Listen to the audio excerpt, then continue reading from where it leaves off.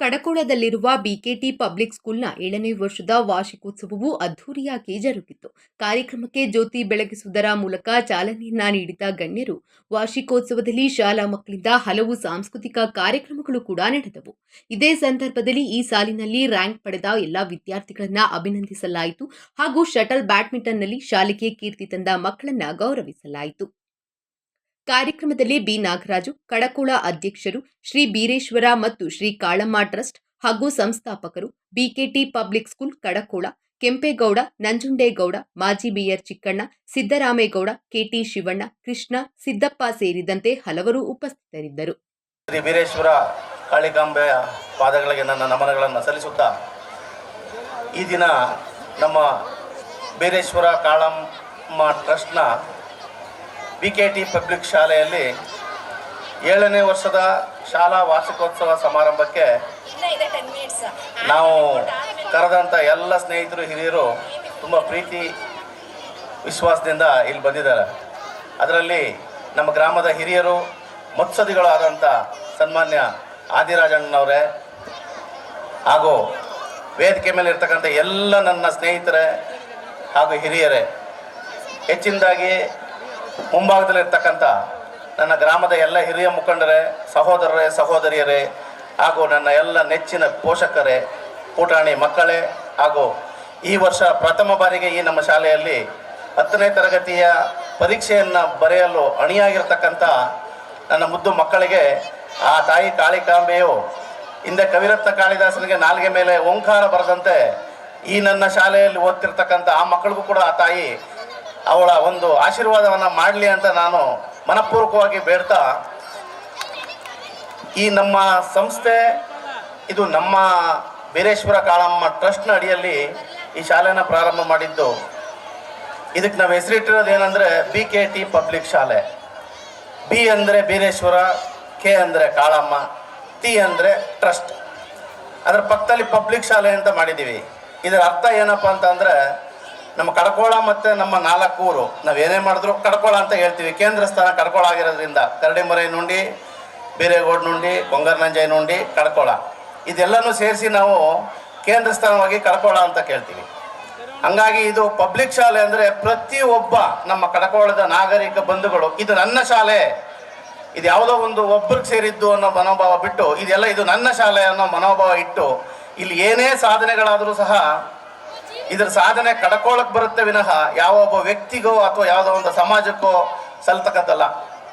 ಇವತ್ತು ಈ ಒಂದು ಸಮಾರಂಭದಲ್ಲಿ ಬಹುಶಃ ಇಲ್ಲಿ ಒಂದು 2ರಿಂದ 2.5 ಸಾವಿರ ಜನ ಬಂದಿದ್ದೀರಾ. ತಾಯಂದಿರು, ಅಣ್ಣಂದಿರು, ತಂದೆದಿರು ಎಲ್ಲರೂ ಬಂದಿದ್ದೀರಾ.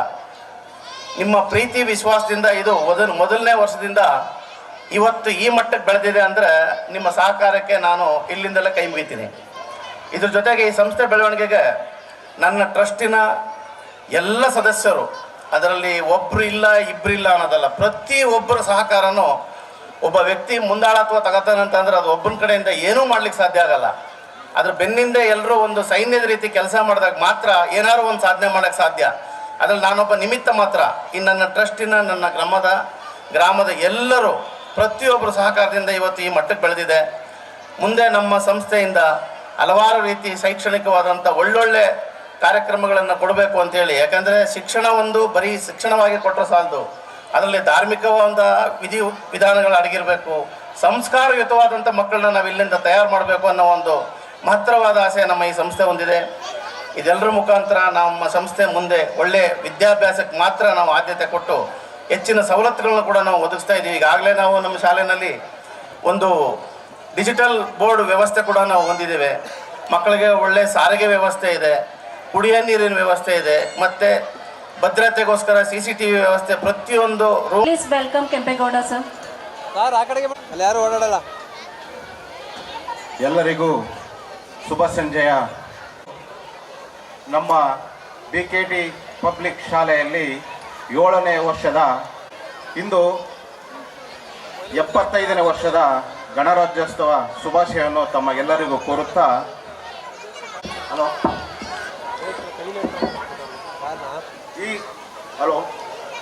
ಈ ವಾರ್ಷಿಕೋತ್ಸವ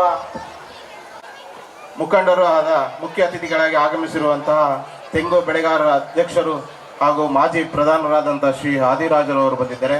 ಅವರಿಗೆ ನಮ್ಮ BKT ಪಬ್ಲಿಕ್ ಶಾಲೆಯ ಪರವಾಗಿ ಸ್ವಾಗತವನ್ನು ಕೋರುತ್ತೇನೆ. ನಮ್ಮ BKT ಟ್ರಸ್ಟಿನ ಕಾರ್ಯದರ್ಶಿಯಾದ ಶ್ರೀಯುತ ನಂಜುಂಡೇಗೌಡರು ಸಹ ಆಗಮಿಸಿದ್ದಾರೆ. ಅವ್ರಿಗೂ ಸಹ ಶಾಲೆಯ ಪರವಾಗಿ trustee all the audience, please keep your big applause to Hitesh. And second rank, Sanvi R. ಚಪ್ಪಲಿ ಅಂಗಡಿ ಐತೆ ಪಕ್ಕದಲ್ಲಿ ಅಲ್ಲ ಒಬ್ಬ Kadegowda sir, please distribute the prizes. Be ready, second standard. ಅಭಿನಂದನೆಗಳನ್ನು ಸಲ್ಲಿಸಬೇಕಾಗಿ ಕೋರಿಕೊಳ್ಳುತ್ತೇನೆ.